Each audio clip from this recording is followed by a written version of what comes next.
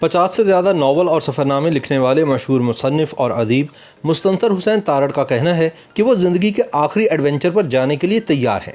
اپنے ایک تازہ انٹرویو میں انہوں نے کہا کہ موت کے بعد شروع ہونے والا سب سے بڑا سفر ہوتا ہے، اور ایک ہارٹ اٹیک کے بعد زندہ بچ جانے کے بعد اب وہ ذہنی طور پر اس آخری سفر پر جانے کے لیے تیار ہے۔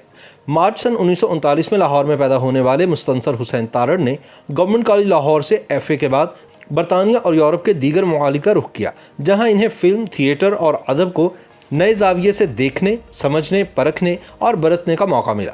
انہوں نے 5 برس یورپ گزارے اور ٹیکسٹائل انجینئرنگ کی تعلیم حاصل کر کے پاکستان واپس لوٹے۔ پھر انہوں نے ٹی وی ڈراموں میں بھی کام کیا۔ سن 1969 میں بذریعہ سڑک 17 ممالک کی سیاحت کی اور کئی سفرنامے لکھے، بلکہ آج تک لکھ رہے ہیں۔ ان کی کئی کتابوں کے تراجم انگریزی سمیت دنیا کی کئی زبانوں میں ہو چکے ہیں۔ روس کی ماسکو یونیورسٹی کے شعبہ اردو میں ان کے ناول وہاں کے نصاب کا حصہ بھی ہیں۔ مستنصر سن 1970 میں شادی کے بندھن میں بندھے۔ ان کے 2 بیٹے اور 1 بیٹی ہے۔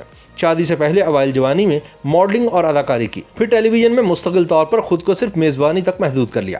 پاکستان ٹیلی ویژن کی صبح میں پیش کی جانے والی نشریات میں بطور بچوں کے چاچا جی ملک گیر شہرت حاصل کی۔ انگریزی اور اردو اخبارات میں کالم لکھنے کا سلسلہ بھی تاحال جاری ہے۔ صدارتی تمغہ حسن کارکردگی اور وزیر اعظم ادبی ایوارڈ سمیت متعدد اہم ملکی اور غیر ملکی اعزازات بھی وصول کر چکے ہیں۔ اب تک ان کے 31 سفرنامے کتابی صورت میں شائع ہو چکے ہیں، جبکہ 2 ناولٹ، 2 افسانوں کے مجموعے اور 3 کتابیں خاکوں اور خطوط پر مشتمل ہیں۔ ان کے لکھے ہوئے ڈراموں کی تعداد 7 ہے، جبکہ کالموں کے 13 مجموعے بھی شامل اشاعت ہیں۔ اس کے علاوہ 11 ناول اشاعت پذیر ہو چکے ہیں۔ مستنصر حسین تارڑ ہمہ جہت شخصیت کے مالک ہیں، اور اب ان کا علم، فہم اور ادراک ایک محقق اور تاریخ شناس ہونے کی گواہی بھی دیتا ہے۔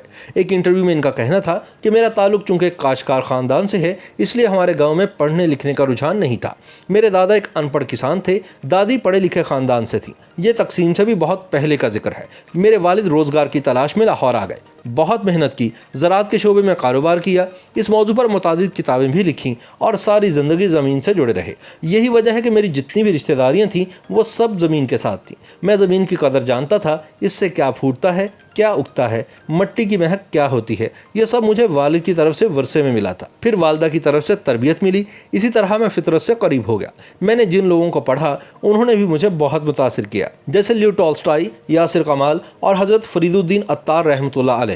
ان سب کی تخلیقات میں فطرت اور چرند و پرند سے جڑے ہوئے استعاروں اور تشبیہات سے میں بہت مستفید ہوا ہوں۔ جب مستنصر حسین تارڑ سے یہ سوال کیا گیا کہ اس عمر میں ان کو باہر جانے کا موقع ملے تو یہ کس ملک جائیں گے، تو تارڑ بولے کہ ملک کوئی بھی ہو، سوہنا یا خوبصورت نہیں ہوتا، وہاں کے باشندے خوبصورت ہوتے ہیں، ان کے رویے ہوتے ہیں، وہ لوگ ہوتے ہیں جن سے آپ ملتے ہیں، اور صرف لوگ ہی نہیں، وہاں کا لینڈسکیپ، صحرا، شجر، سبھی چیزیں مشترکہ طور پر مل کر کسی جگہ کو خوبصورت بناتی ہیں۔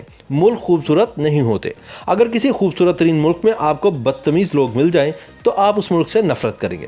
ہاں، اگر صرف لینڈسکیپ کی بات کی جائے تو افغانستان کی کیا ہی بات ہے، ابھی تک اوریجنل لینڈسکیپ ہے وہاں، باقی ملک بھی ہیں۔ کہتے ہیں کہ میں نے کوئی 15 کتابیں اپنے شمالی علاقوں کے بارے میں لکھی ہیں، تو اس لینڈسکیپ میں بھی کوئی خاص بات ہے، لیکن ویسے مجھے اب کسی خاص ملک میں جانے کا شوق نہیں رہا، اب بس اپنے شہر اور اپنے گھر کی خواہش ہے۔ جب سوال کیا گیا کہ کیا ماضی میں ایڈونچر پسند کرنے والے مستنصر حسین کا سفر ختم ہو گیا ہے، تو بولے کہ بالکل نہیں، یہ سفر اس لیے ختم نہیں ہوا کہ موت کے بعد شروع ہونے والا سب سے بڑا سفر تو ابھی باقی ہے، سب سے بڑا ایڈونچر ابھی شروع ہونا ہے، اور میں اس کے لیے تیار ہوں۔ جب تارڑ سے پوچھا گیا کہ چند برس پہلے ہارٹ اٹیک کے بعد سے آپ نے موت کا ذکر بہت کثرت سے کیوں کرنا شروع کر دیا ہے، تو بولے کہ موت کا ذکر میں پہلے بھی کیا کرتا تھا، لیکن ظاہر ہے کہ اب ایک ذاتی تجربہ بھی ہو گیا ہے۔ جب مجھے آپریشن کے لیے لے جایا جا رہا تھا تو مجھے یوں لگا کہ جیسے میری والدہ وہاں پہنچ گئی ہیں، سادہ سے کپڑے تھے، ویسے ہی جیسے ایک دیہات کی ماں ہوتی ہے۔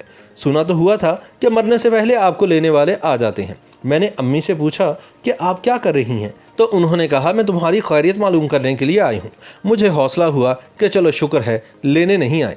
جب ان سے پوچھا گیا کہ کیا ہارٹ اٹیک کے بعد سے وہ دین کے زیادہ قریب ہو گئے ہیں، تو انہوں نے کہا کہ نہیں، ایسا قطعی نہیں، میں آج بھی وہیں کھڑا ہوں جہاں پہلے کھڑا تھا۔ میں وہ ڈرپوک شخص نہیں ہوں جو موت کو سامنے دیکھ کر تسبیح پکڑ لیتا ہے۔ جو میں ہوں وہ میں ہوں، میں تو بلے شاہ کا مرید ہوں۔ YouTube پر گوگلی نیوز دیکھنے کے لیے youtube.com کی سرچ بار میں گوگلی نیوز TV ٹائپ کریں۔ گوگلی نیوز کے پیج پر سرخ رنگ کے سبسکرپشن والے بٹن پر کلک کرنا نہ بھولیے۔ YouTube پیج پر اپلوڈ ہونے والی ویڈیوز سے باخبر رہنے کے لیے بیل آئیکن پر کلک کیجیے۔ آپ کو ہر نئی ویڈیو کے بارے میں نوٹیفیکیشن موصول ہو جائے گا۔